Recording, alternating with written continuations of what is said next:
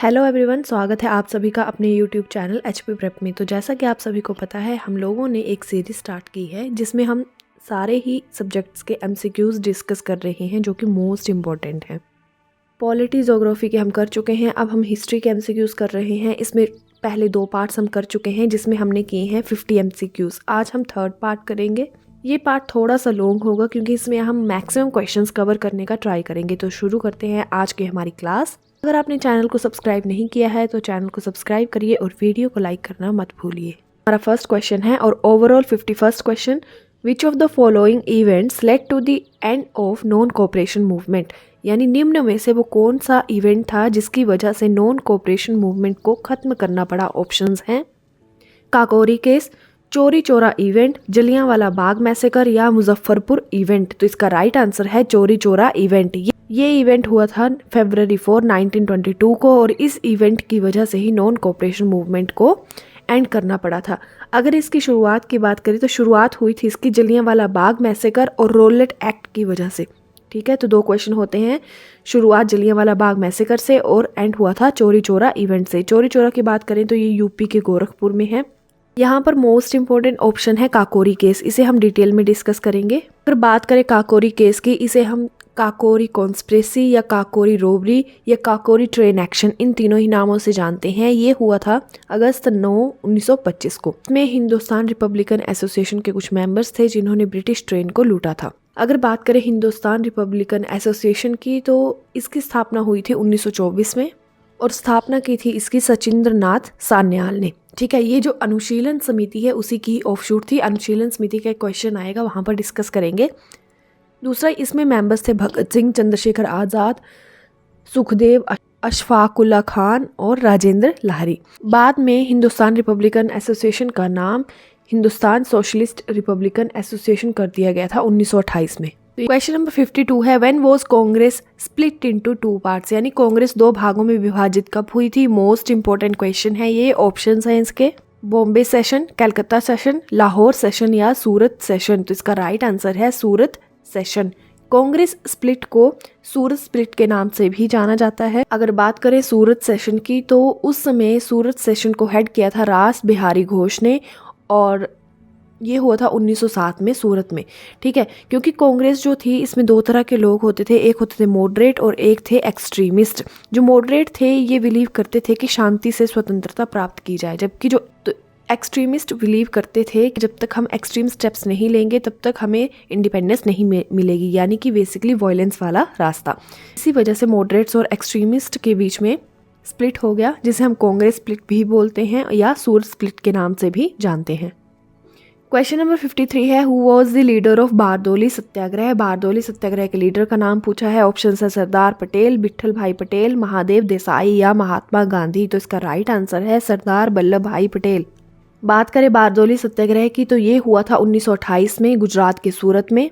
ये था बेसिकली जो ब्रिटिश गवर्नमेंट ने बहुत ज़्यादा लैंड पर टैक्सेस लगा लिए थे और जो रेवेन्यू कलेक्ट करती थी वो बहुत ज़्यादा थे। उसी के विरोध में बारदोली सत्याग्रह किया गया था और जो वल्लभ भाई पटेल के नाम के आगे सरदार लगा था वो भी टाइटल इन्हें इसी सत्याग्रह के दौरान दिया गया था। क्वेश्चन नंबर 54 है, who among the following presented Swaraj as national goal, यानी निम्न में से किसने स्वराज को राष्ट्रीय लक्ष्य बताया था। ऑप्शंस हैं बाल गंगाधर तिलक, CR दास, दादा भाई नौरोजी या महात्मा गांधी। तो इसका राइट आंसर है दादा भाई नौरोजी। इम्पॉर्टेंट क्यों हो जाता है, क्योंकि ये बात इन्होंने कही थी कलकत्ता सेशन में जो कि हुआ था 1906 में और इन्होंने ही हेड किया था। तो हमने 2 सेशन पढ़ लिए हैं, एक हमने 1906 का कलकत्ता सेशन जिसमें स्वराज की बात हुई है, दूसरा है 1907 का सूरत सेशन जिसमें कांग्रेस 2 पार्ट्स में डिवाइड हो गई थी। क्वेश्चन नंबर 55 है, at the time of gaining of independence the president of Indian national Congress was, यानी जब हमें स्वतंत्रता मिलने वाली थी उस समय भारतीय राष्ट्रीय कांग्रेस के प्रेसिडेंट कौन थे। ऑप्शंस हैं JB कृपलानी, राजेंद्र प्रसाद, जवाहरलाल नेहरू या सरदार पटेल। तो राइट आंसर है JB कृपलानी। क्वेश्चन नंबर 56 है, who was the first president of all India trade union. Options है दीवान चमनलाल, लाला लाजपत राय, NG रंगा या स्वामी सहजानंद। तो इसका राइट आंसर है Lala Lajpat Rai. All India trade union को हम कई बार all India trade union council भी बोल देते हैं, शॉर्ट में इसे AITUC बोलते हैं। स्थापना की बात करें तो स्थापना हुई थी 1920 में और इसके फर्स्ट प्रेसिडेंट बने थे लाला लाजपत राय। क्वेश्चन नंबर 57 है, the title Mahatma given to Gandhi by, यानी गांधी को महात्मा का टाइटल किसने दिया था? ऑप्शंस हैं सुभाष चंद्र बोस, रविंद्रनाथ टैगोर, राजेंद्र प्रसाद या जवाहरलाल नेहरू। तो इसका राइट आंसर है रविंद्रनाथ टैगोर। तो गांधी को महात्मा का टाइटल दिया था रविंद्रनाथ टैगोर ने 1915 में, और इन रिटर्न गांधी ने गुरुदेव की उपाधि दी थी रविंद्रनाथ टैगोर को। अगर बात करें सुभाष चंद्र बोस की, तो इन्होंने 1944 में महात्मा गांधी को बापू कहा था। Among the following led home rule movement ऑफ 1915-16, यानी होम रूल मूवमेंट को किसने लीड किया था? ऑप्शंस है Tilak and Annie Besant, Tilak and Aurobindo Ghosh, Tilak and Lala Lajpat Rai या तिलक एंड विपिन चंद्रपाल। तो इसका राइट आंसर है तिलक एंड एनी बेसेंट। जब वर्ल्ड वॉर 1 हुआ था उसके बाद होम रूल मूवमेंट शुरू हुआ था। ये होम रूल मूवमेंट है ये 2 शाखाओं में विभाजित था। पहली वाली को लीड किया था बाल गंगाधर तिलक ने और दूसरी को लीड किया था एनी बेसेंट ने। क्वेश्चन नंबर 59 है, in which session Congress declared complete independence, पूर्ण स्वतंत्रता की बात कौन से सेशन में की गई थी? ऑप्शंस है 1919 के, 1916 के सेशन में, 1929 के सेशन में या 1930 के सेशन में।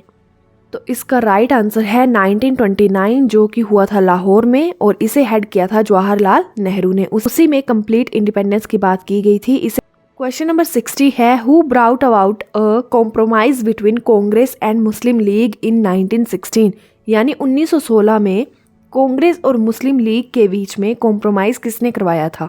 कई बार क्वेश्चन ऐसे भी पूछा जाता है कि मॉडरेट्स और एक्सट्रीमिस्ट के बीच में कॉम्प्रोमाइज़ कब हुआ था? तो वो भी 1916 में ही हुआ था। ऑप्शंस हैं बाल गंगाधर तिलक, गोपाल कृष्ण गोखले, एनी बेसेंट या जवाहरलाल नेहरू। तो इसका राइट आंसर है बाल गंगाधर तिलक। बाल गंगाधर तिलक के एफर्ट से कांग्रेस और मुस्लिम लीग में कॉम्प्रोमाइज़ हुआ था 1916 में, और 1916 में सेशन पूछ लिया जाता है कौन सा सेशन था, तो वो था लखनऊ सेशन, जिसको हेड किया था अंबिका चरण मजूमदार ने, और दूसरा कांग्रेस और मुस्लिम लीग के बीच में हुआ था लखनऊ पैक्ट। और इसी में तीसरा पॉइंट भी याद रख लेना है, मॉडरेट्स और एक्सट्रीमिस्ट भी यूनाइट हुए थे। क्वेश्चन नंबर 61 है, Ganpati festival in Maharashtra was started by, Ganpati festival की शुरुआत किसने की थी? ऑप्शंस हैं बाल गंगाधर तिलक, गोपाल कृष्ण गोखले, अरविंदो घोष या विपिन चंद्रपाल। तो इसका राइट आंसर है बाल गंगाधर तिलक। गणपति उत्सव जो है बाल गंगाधर तिलक ने शुरू किया था इन द ईयर 1893। साथ में इन्होंने शिवाजी फेस्टिवल भी स्टार्ट किया था 1895 में। तो दोनों ही फेस्टिवल इंपॉर्टेंट है, ध्यान में रखने हैं। क्वेश्चन नंबर 62 है, who among the following presided over the Karachi session of Indian national Congress, Karachi session को किसने हेड किया था? ऑप्शंस हैं जवाहरलाल नेहरू, जे.एम. सेनगुप्ता, सुभाष चंद्र बोस या वल्लभ भाई पटेल।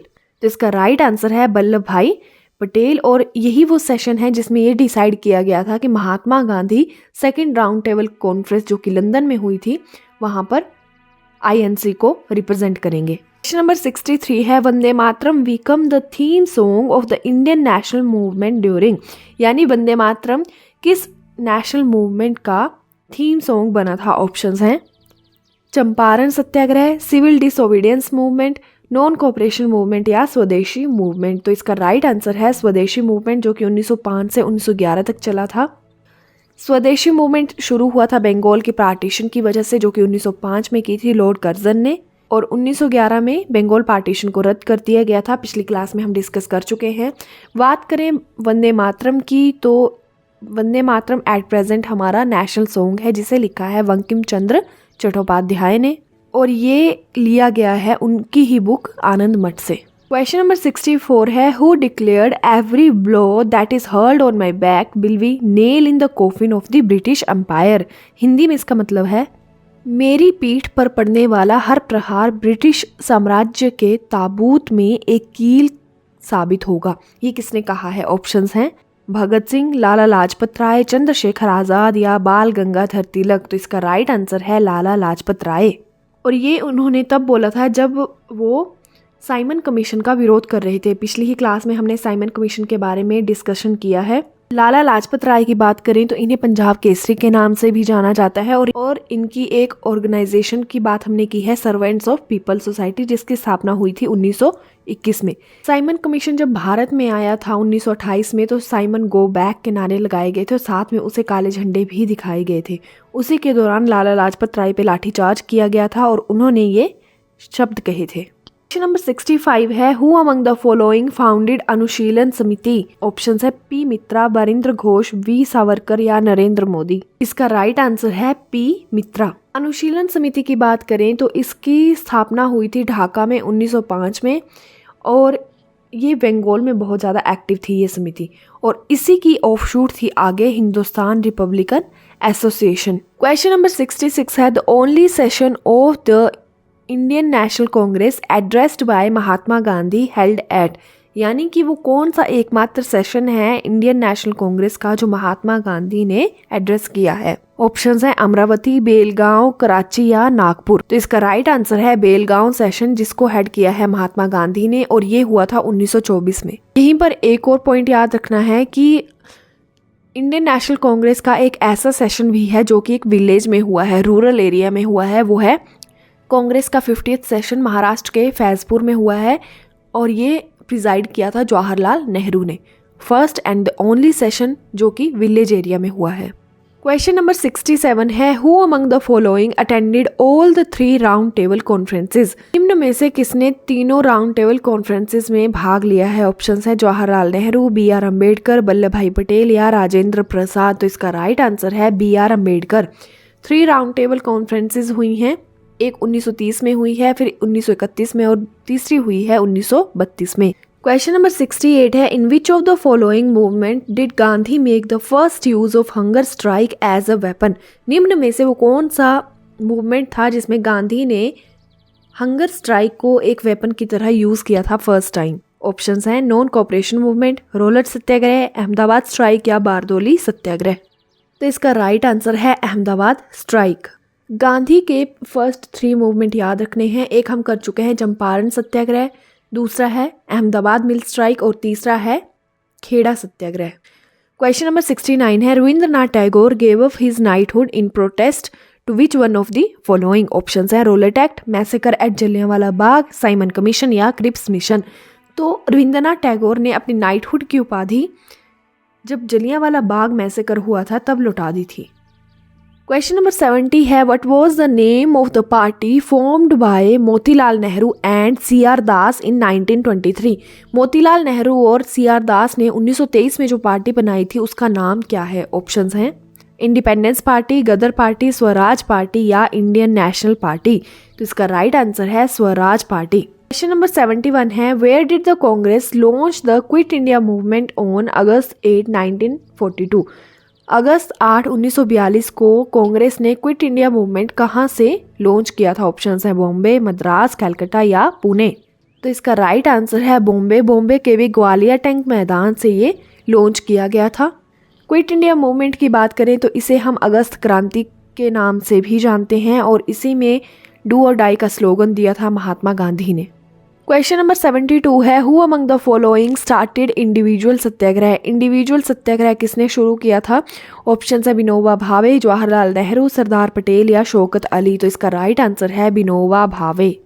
अगर बात करें इंडिविजुअल सत्याग्रह की शुरुआत की तो सबसे पहले तो अगस्त ऑफर आया था 1940 में, जिसे लेके आया था लिनलिथगो, ठीक है, उस समय का वॉइसरॉय था, जिसमें भारत को डोमिनियन स्टेटस देने की बात कही गई थी।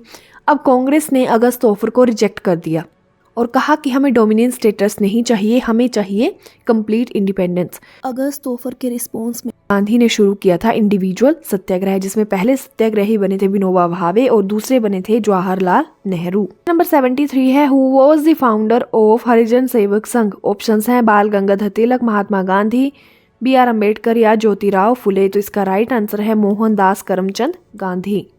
1932 में हरिजन सेवक संघ की इन्होंने स्थापना की थी।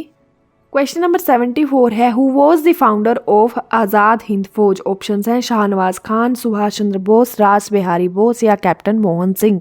आज़ाद हिंद फौज को हम INA यानी इंडियन नेशनल आर्मी के नाम से भी जानते हैं। तो इसका राइट आंसर है कैप्टन मोहन सिंह।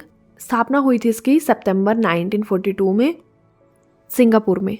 फिर उसके बाद अगर हम बात करें सुभाष चंद्र बोस की, तो इन्होंने रिवाइव किया था आज़ाद हिंद फौज को अक्टूबर 21, 1943 में। सुभाष चंद्र बोस की बात करें तो इनसे रिलेटेड एक पॉइंट याद रखना है कि हर साल 23 जनवरी को जब इनकी जयंती होती है उस दिन हम पराक्रम दिवस सेलिब्रेट करते हैं।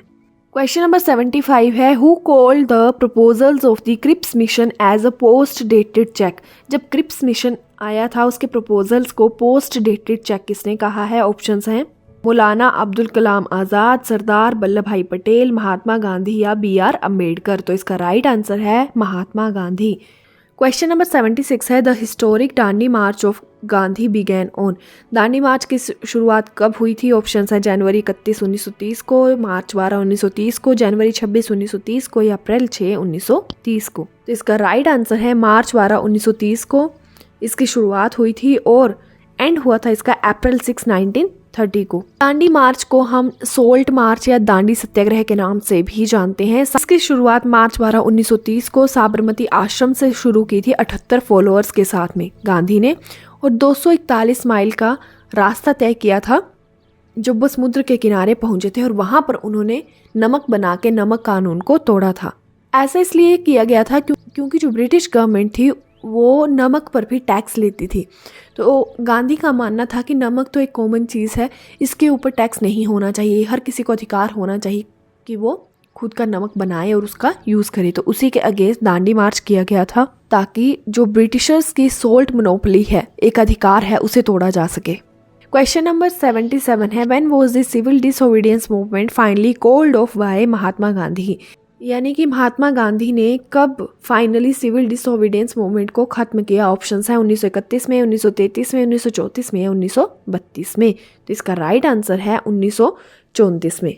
आज का हमारा लास्ट क्वेश्चन है और ये क्वेश्चन हम पहले भी डिस्कस कर चुके हैं। Who was the president of Indian national Congress at the time of independence? Options है जवाहरलाल नेहरू, राजेंद्र प्रसाद, अब्दुल कलाम आज़ाद या JB कृपलानी। तो इसका राइट आंसर है JB कृपलानी। 1947 की ये बात हो रही है। ये थे इंडिपेंडेंस के समय इंडियन नेशनल कांग्रेस के प्रेसिडेंट। तो ये थे हमारे मॉडर्न हिस्ट्री के most important questions. Maximum to maximum cover करने का ट्राई किया गया है। आज के साथ में ही जो नेक्स्ट क्लास होगी वो होगी जो कांग्रेस के इंपॉर्टेंट सेशन है, वहाँ से बहुत सारे क्वेश्चंस आते हैं। MCQs की सीरीज़ में उन्हें कवर करना इम्पॉसिबल था, तो इसकी एक अलग से क्लास लेकर आऊँगी। बाकी अगर आपको ये क्लास पसंद आई है तो प्लीज़ वीडियो को लाइक करिए और चैनल को सब्सक्राइब ज़रूर करिए।